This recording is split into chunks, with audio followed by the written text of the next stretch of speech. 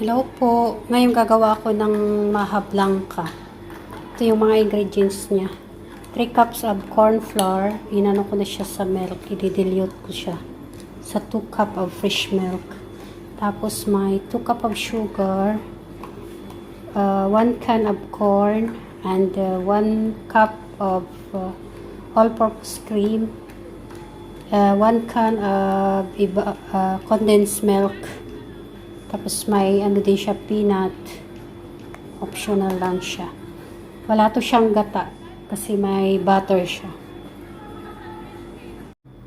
Iano ko siya na yung cornstarch sa 2 cups of fresh milk.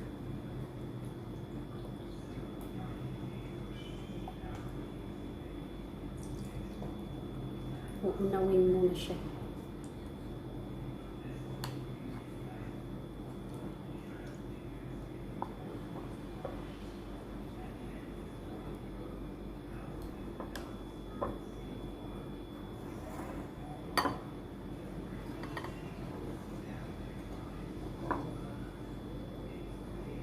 Nalaban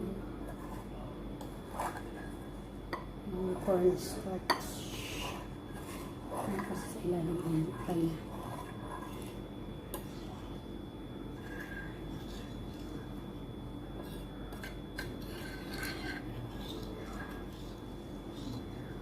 Sa wok ko siya lulutuin. Bali 9 ano siya lahat cups na liquid. Pero 5 cups kasi yung 1 liter of milk. Kaya ang gagawin ko, i-add ko na lang yung 3 cups of water.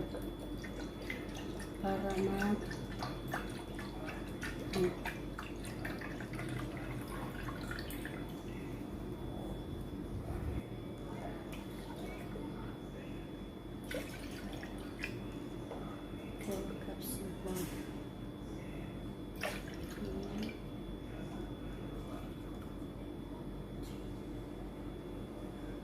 I think enough sweet. It's too much for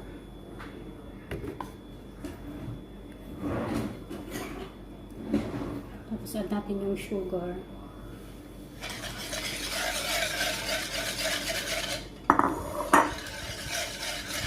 Tapos yung milk. Evaporated milk 1 cup.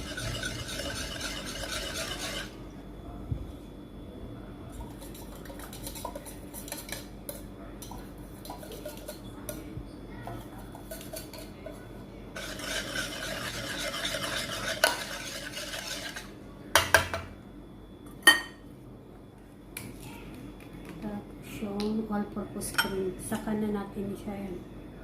Sukat. 1 can lang. 1 can of all-purpose cream.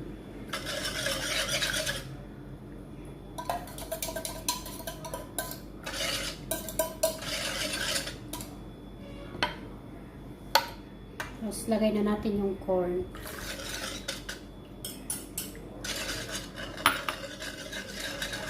Yung peanut.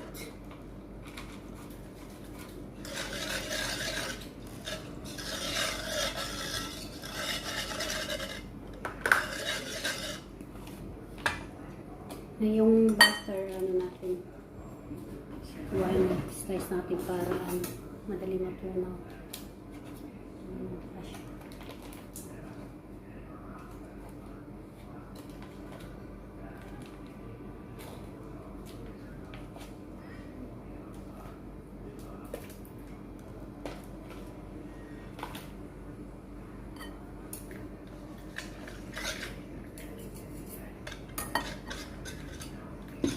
Lagyan na natin sa gas. Na natin i-continue pag-stir.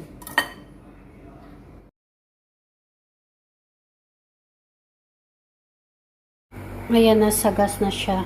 Lilit lang natin yung butter na mag-melt. Pag mag-boil na siya, ilalagay na natin yung cornstarch mixture.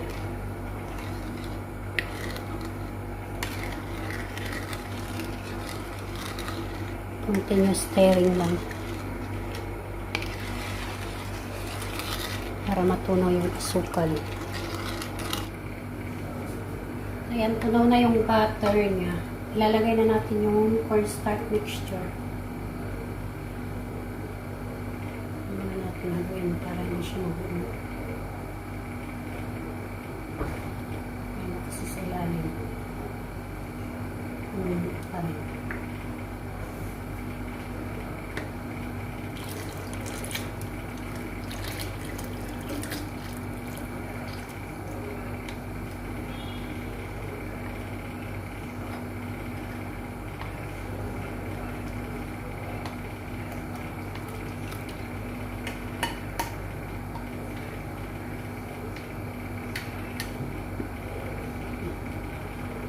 Continuous lang natin yung paghalo para hindi siya magulo.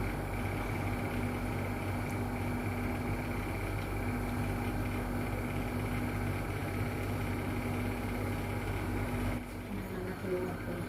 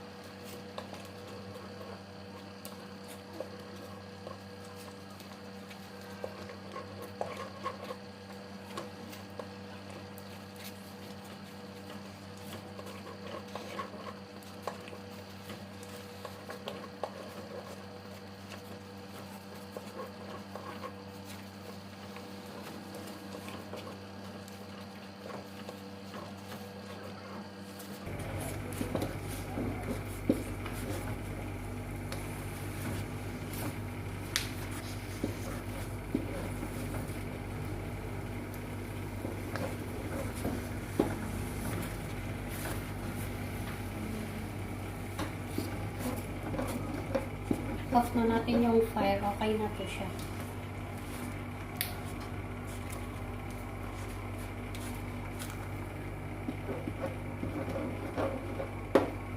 Ready to mold.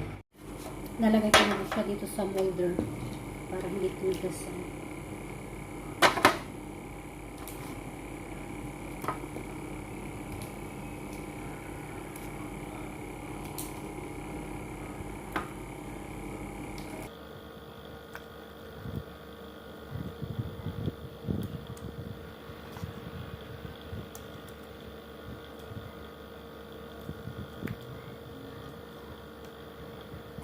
Pagkain lang to kaya pupunuin ko na to.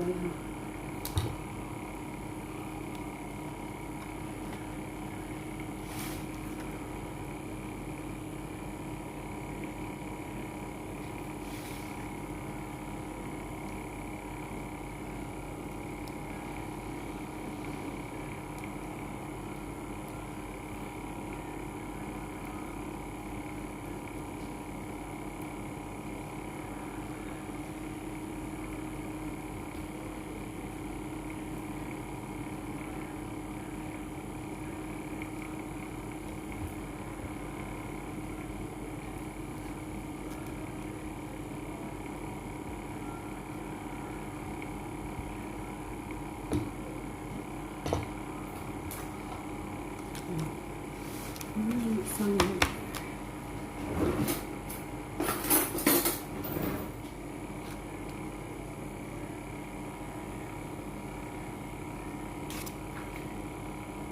flatten lang natin para medyo pantay.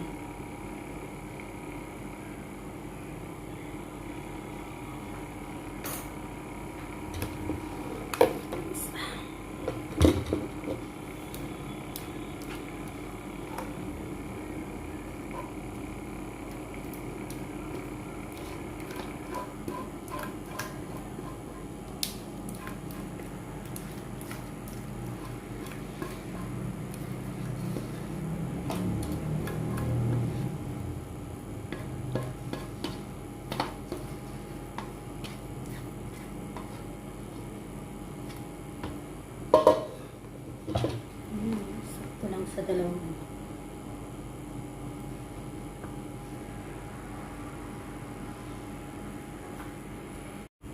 Lagyan din natin ng peanuts sa ibabaw para may decoration.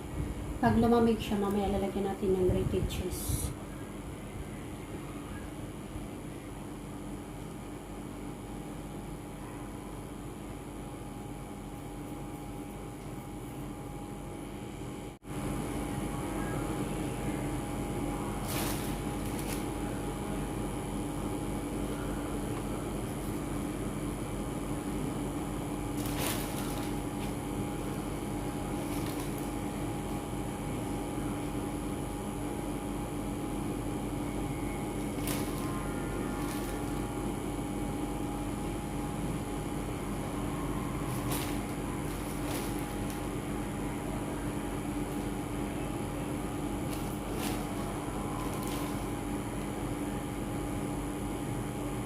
Done na yung MAHA blanca ko without gata. Ready to eat. Thanks for watching, guys. Please subscribe, like, and share. Thank you po. Para sa more information, please check my description box below for more info.